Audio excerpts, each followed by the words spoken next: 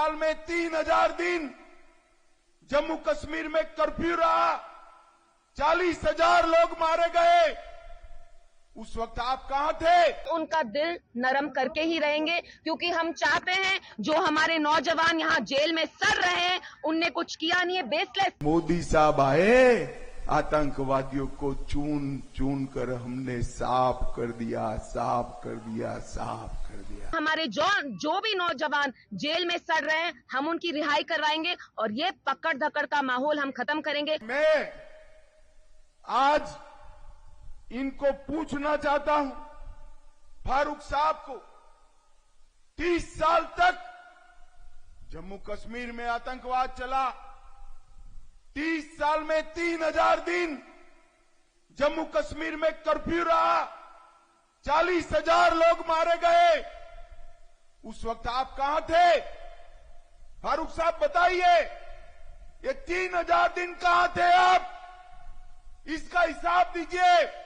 वो नहीं देते हिसाब, मैं दे देता हूं।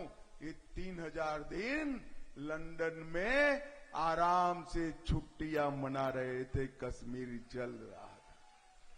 भाइयों बहनों, इनको नेतृत्व देना चाहिए क्या? जोर से बोलो, देना चाहिए क्या?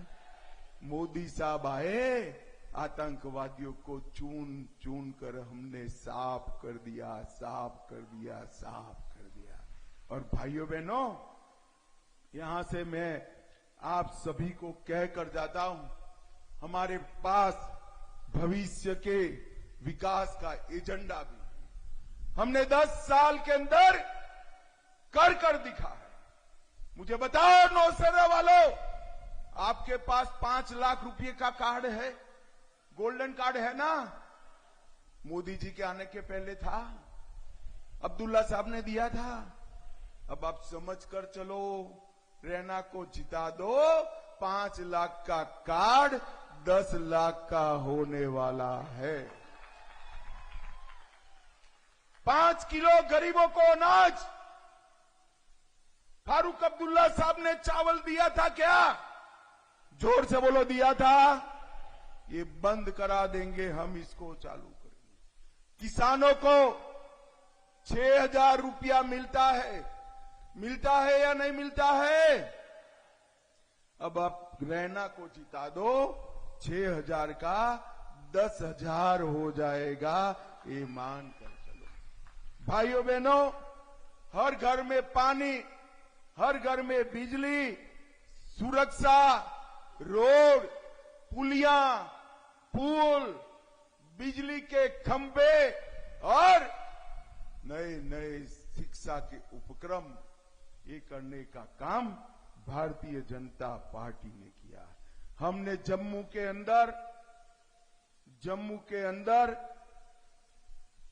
25,200 करोड़ से 3,000 मेगावाट के हाइड्रो प्रोजेक्ट चलाए और इसके साथ साथ जम्मू के अंदर एम्स, IIM, नीप, IIT, यूनानी अस्पताल गंदरबल में बनाया और इसके साथ जम्मू में 8 नए महाविद्यालय और 24 नए महाविद्यालय का भवन बनाने का काम हमने किया है। दुनिया का सबसे ऊंचा रेलवे ब्रिज आज चिनाब नदी पर है। सबसे लंबी ट्रांसपोर्टेशन टनल जम्मू कश्मीर में पीर पंजाल में है और ग्राम सड़क में जम्मू देश में 3रे नंबर पर आया है। और अभी अभी मोदी जी ने निर्णय किया है, पहाड़ों पर जहां 50 की भी आबादी है, वो सभी आबादी को हम पक्के रोड से जोड़ने का काम करने वाले हैं। इसका सबसे बड़ा फायदा हमारे इस क्षेत्र को होने वाला है। भाइयों बहनों, ये कहते हैं कि हमने आतंकवाद के सामने लड़ाई लड़ी है।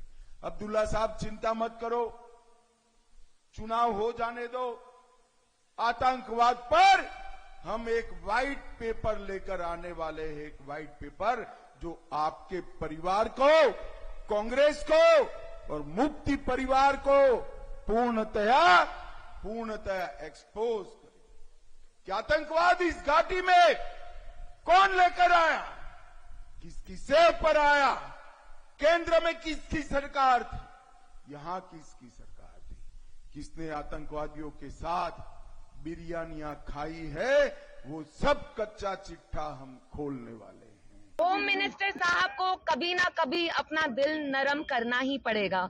जम्मू कश्मीर की आवाम के लिए, हमारे नौजवानों के लिए, और हम उनका दिल नरम करके ही रहेंगे, क्योंकि हम चाहते हैं जो हमारे नौजवान यहाँ जेल में सड़ रहे हैं, उनने कुछ किया नहीं है, बेसलेस।